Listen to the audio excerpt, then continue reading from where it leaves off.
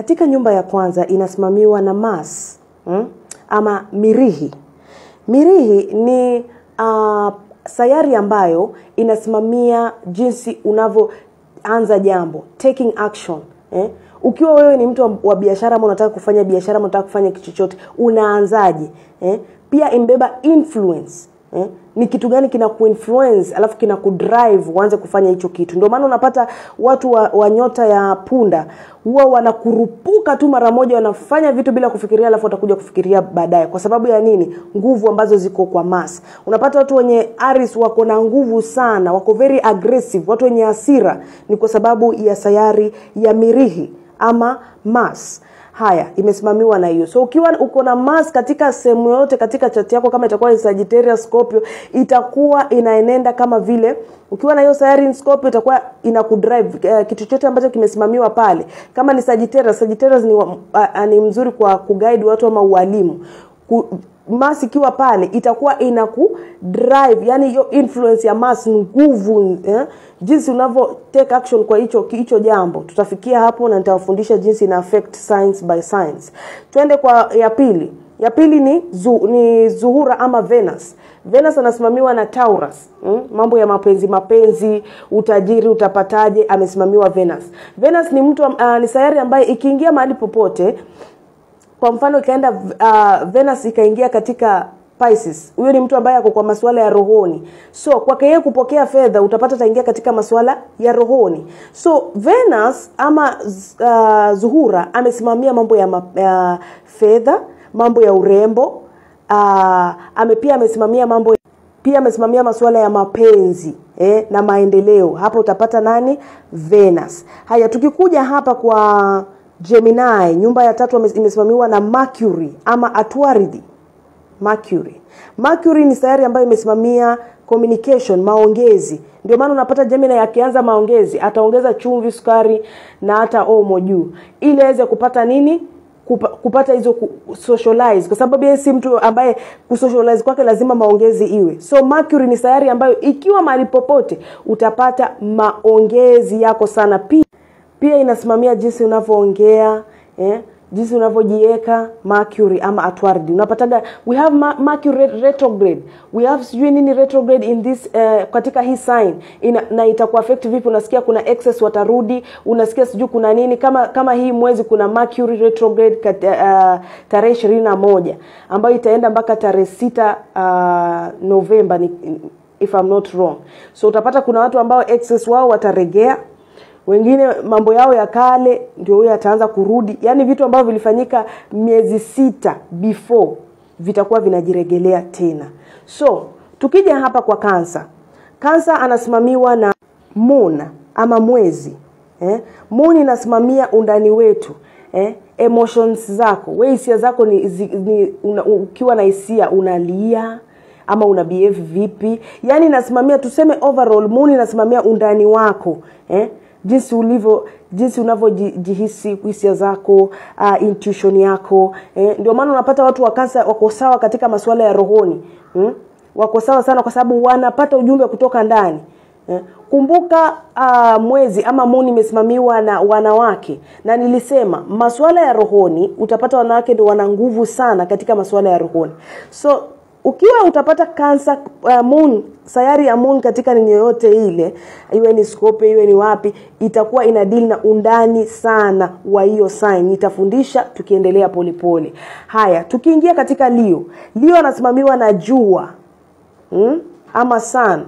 Hii inasimamia na self, jinsi unavyoona watu wanavyokuona, personality yako, vile unavyoonekana, vile tu ukitokelezea hivi wewe ni mtu wa aina gani, unaonekana vipi, personality, ndio hii sun, jua. So ukiwa unapata sun ama jua iko kwenye nini yoyote, itakuwa ina deal na hiyo nyumba, nitafundisha.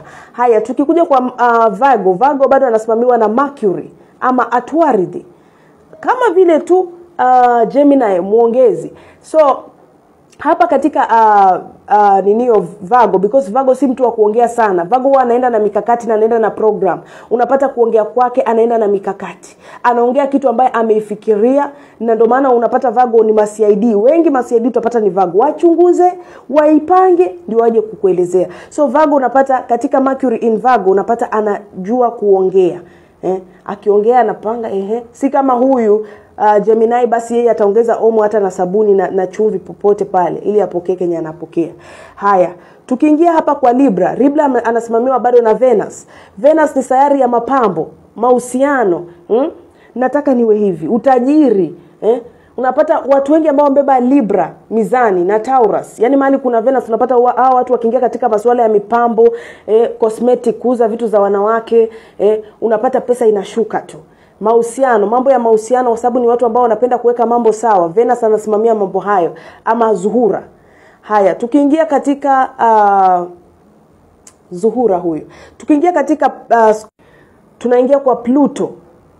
Pluto ndo baba yao. Ukisikia Pluto anasimamia vitu vya ndani, anasimamia masuala ya giza, yani your shadow side. Ndio maana unapata Scorpio ni watu ambao wana uwezo wa kuona spirits ambazo hazijaweza kuascend na kuwasaidia kuweza kuascend.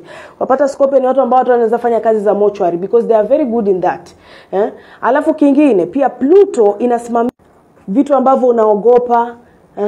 Inasimamia pia mabadiliko. Kama sasa tuko na Pluto in Aquarius, Pluto in Aquarius. Ndio maana unapata kuna vitu vinaenda kubadilika. Vile vitu ambavyo ulikuwa umejingata umezoea, vinaenda kuachiliwa. Sasa utaanza kufuata njia nyingine. Tuko katika inchi mpya, ama tuko katika inaitwa nini? Dimension mpya. So saa hii ni mambo utapata nini nyingi, masuala mengi huku kwa social. Utapata watu wanadili na mambo na spirituality sana. So Pluto inasimamia mambo na siri. Hizo secrets ambazo unaficha ndio hapa. Mambo na shadow side, vitu ambavyo viko kwenye giza ambazo hujafanyia kazi, ndio huyo hapa. Hiyo ninio Scorpio. Na ndio maana Scorpio ni wasiri, ndio hao. Haya, tuende hapa kwa Sagittarius. Sagittarius ana Jupiter. Anasimamiwa na Jupiter. So unapata hapa kuna kupanuka, ni mushtara tutasema. Unapata hapa inasimamia abundance, good luck, prosperity, yani ukitaka kupokea bahati, baraka, fedha, vitu kama hizo utavipokea hapa. Utajiri, nimepokea tu bahati, nimefanikiwa tu, nimefanyika hivi. Jupiter ndo huyu anasimamia mambo ya expansion. Mahali popote ambapo kutakuwa na Jupiter katika sign yoyote itapanua hiyo area. Utapata ukifanya kitu katika hiyo yenye inaendana na hiyo sign inapanuka. Kama ni kazi, biashara zinafunguka. Kama ni mambo ya spirituality unapata unapanda na kupanda vitu kama hizo. Haya, tukiingia katika Capricorn, anasimamiwa na Saturn ama Zohali. Hii ukisikia Saturn return, hii inasimamiwa karma. Ukiwa ulifanyia watu mabaya ama ulifanya maovu, mabaya yatakukuta wakati Saturn return yako itakuja. Saturn return inasimamia, yani hii ni sayari ambayo ikiwa katika hiyo sign yako itakuweka ama itapeleka vitu ambavyo unafanya pole. Yani hii sign hata hakuna mtu anaitaka katika nini yake, sayari hii. Hakuna mtu anaitaka kwa sign yake. Maana huwa ni kama mwalimu, ni kama teacher. Ukiwa hujafanya kitu sana, vile inavyoenda inakuregesha nyuma tena. Uanze tena step by step. Umebeba discipline. Wewe kama ni mtu ambaye hauna discipline na maisha yako, utapata mashaka sana mahali utakuwa na Saturn return. Mahali utakuwa na Saturn katika sign yako. Kama sasa kuna Saturn return in Pisces, watu ambao wamekuwa katika sign ya Pisces kumekuwa na Saturn return. Kama Saturn yako ilikuwa in Pisces, lazima umekuwa na Saturn return kutokea mwaka wa 2024 mpaka sasa inaenda kuisha in 2026 February. Kumekuwa na Saturn return. Na imehangaisha watu wa Pisces ambao hawajakuwa sawa katika masuala ya rohoni. Maana Pisces anasimamia masuala ya rohoni. So, ukiwa mahali popote utakuwa na Saturn return, jua dada, kaka, kama hujafanyia kazi hapo mahali, ikirudi kwa hiyo sign utaregeshwa nyuma tena uanze, maana imbeba discipline. Haya, tuingie kwa Aquarius. Aquarius amesimamia Uranus. Uranus inasimamia rebelling. Ndio maana Aquarius muda mwingi utapata kitu ni hiki ata rebel. Hao watu wana rebel. Uranus muda mwingi inasimamia mabadiliko, inasimamia awakening, spiritual awakening. Ndio hawa kina Uranus hawa. So utapata mbona Aquarius anakuwa very rebellious, angalia Uranus. Tukitoka hapo tunaingia kwa Neptune. Neptune inasimamiwa na Pisces. Neptune ni planet ambayo inasimamia subconscious mind. Unapata Pisces amekaa mahali, amewaza vitu, basi amepanga supermarket mzima ya duka la nini ambayo hata haiko. Ndio hawa. Mahali utapata Neptune kwenye sign yako, lazima utakuwa ni mtu mwenye unawaza. Yani wewe umekaa hivi basi unapanga ni magorofa unayajenga. Ndio haya. Pia inasimamia masuala ya rohoni, spirituality. Mahali Neptune itakuwa, lazima kutakuwa na issue za mambo ya rohoni, spirituality itakuwa sana. Pia imani yako, beliefs zako pia inasimamiwa na Neptune. Pia ndoto, huwa inasumbua sana ndoto. Unasikia Neptune is in what? Neptune is in what? Nitawafundisha. Unapata ndoto, unakuja na ndoto my friend. Ndoto kali zinakuinusha. Ndio hawa kina Neptune. So I think kufikia hapa nimeelezea sayari ya kila sign. So next tunaenda kuongelezea mambo kama ya Vertex, Lilith, mambo kama South Node, North Node. Tutaenda polepole mpaka mtajua hii chart. I hope mwanielewa vyema. Alafu tafadhali nifuatilizie YouTube, subscribe to my channel ili pia kunifanya niwe na hiyo motivation ya kuzidi kuwasomesha na kuwafundisha kuhusu hizi chart. Alafu tafadhali ukitaka kusomewa chart, ile chart nyingine ambayo nilikwambia Matrix of Destiny, ambayo inaongea ukoo wenu, inaongea laana zilizoachwa, vitu ulivyofanya kale, maisha ya kale ulikuwa ni mtu wa aina gani, karma ambao umebeba, utafanyia kazi vipi, laana iliyotoka kwa mama, iliyotoka kwa baba, vituko vyote iko kwa Matrix of Destiny. Nimeongelea katika video yangu ambayo iko after hii. Ukitaka kusomewa hiyo chat yako ama birth chat yako, nimeweka mpaka prizes, nitafute kwa WhatsApp, ukinipata nitakusomea. I hope wanielewa kufika.